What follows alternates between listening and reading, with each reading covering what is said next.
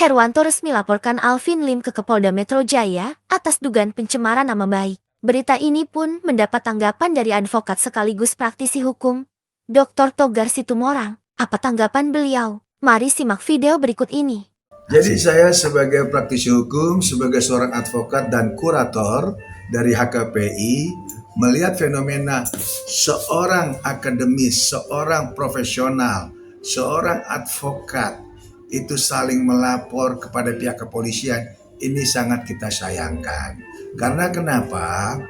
Kita sebagai seorang advokat itu adalah profesi yang officio nobile, sebagai profesi yang mulia.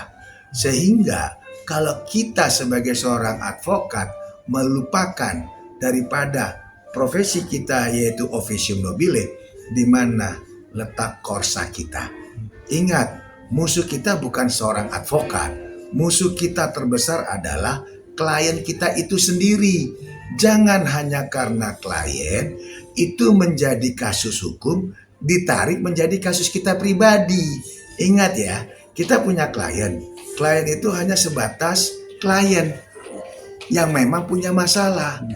Bukan jadi masalah kita ya yang kita bawa-bawa sehingga menyerang-nyerang daripada rekan advokat kita sendiri. Jangan lupa kita belajarnya hukum sama. Lantas sekolah kita latar belakangnya sarjana hukum sama. Ya, lantas profesi kita yaitu advokat sama. Untuk apa kita saling melapor? Dan yang kita sangat sayangkan, pihak kepolisian mau menerima. Harusnya pihak kepolisian mengerti terkait undang-undang advokat. Artinya kalau ada advokat dengan advokat, itu minimal harus diberikan ruang kepada organisasi advokat yang menaungi advokat itu sendiri. Nah, ini yang kita sangat sayangkan. Kenapa advokat menyerang sesama advokat, saling lapor melapor? Bang, tapi kalau atas nama pribadi bisa atau gimana Bang? Itu tadi, karena kita tahu yang kita mau laporkan adalah seorang advokat. Walaupun itu masalah pribadi kita kepada advokat itu, silakan ke kode etik dulu. Berarti orang yang langsung melapor ke polisi tidak memahami arti undang-undang advokat. Bahwa seorang advokat itu bekerja berdasarkan etik. Kita nilai dulu etiknya.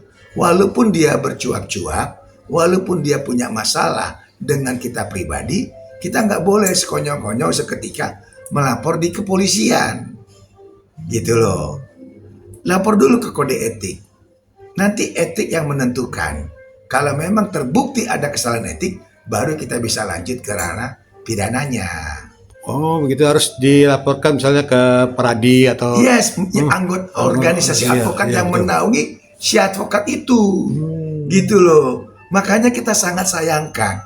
Makanya saya bilang, ingat, kita ini sebatas profesi. Bukan yang mempunyai masalah. Yang mempunyai masalah itu adalah klien kita. Apapun kerja advokat tersebut atas kliennya yang terdahulu, ya, misalnya nih, si advokat ini mendapatkan kuasa dari si A kliennya. Lantas advokat ini diputus kuasanya oleh si klien. Gitu kan? Nah, kita sebagai kuasa yang baru tidak perlu mengintervensi, mengkoreksi pekerjaan advokat itu pada saat dengan klien yang lama. Apalagi ditarik ke ranah pribadinya dia. Sehingga menyenggol advokat lain ya yang dianggap menyerang dia dengan kata-kata atau apa, dengan membuat laporan ke polisi. Ini kita tidak beradab. Ini kita tidak menunjukkan semacam etika. Tidak kita menghormati rekan-rekan sebagai seprofesi advokat. Ada aturan yaitu OA yang akan menilai berdasarkan undang-undang advokat. OA itu apa Bang? OA itu adalah organisasi advokat yang menaungi para advokat. Jangan apa-apa dibawa ke ranah pidana dengan melaporkan ke polisi. Saya miris, saya sedih karena semua ini adalah teman-teman advokat saya. Jangan kita nyenggol si A, nyenggol si B, lantas buat laporan. Itu nggak benar. Polisi mah enak-enak aja menerima laporan. Betul nggak?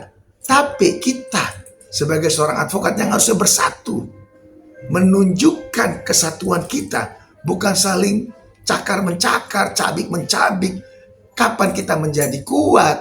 Kapan kita menjadi hebat? Kapan kita dihargai oleh aparat hukum lain? Polisi, hakim, jaksa. Kalau advokat sendiri sebagai aparat hukum berdasarkan undang-undang advokat, itu tidak bersatu. Malah saling menyerang. Ini sangat kita sayangkan.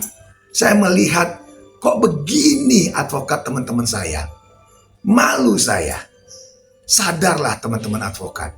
Jangan kalian melukai atau melupakan korsa kita. Kita adalah seorang profesi terhormat, profesi mulia. Jangan tunjukkan tingkah-tingkah kita yang tidak patut di depan masyarakat.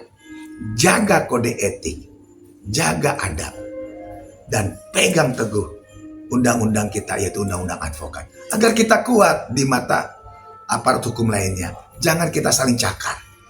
Jadi bisa dibilang jadi tanda kutip ketawa masyarakat, Bang, yang diketawain masyarakat gitu, Bang. Ya masyarakat menilainya. Ingat, kita punya masyarakat. Masyarakat itu kan banyak menilai pro dan kontra.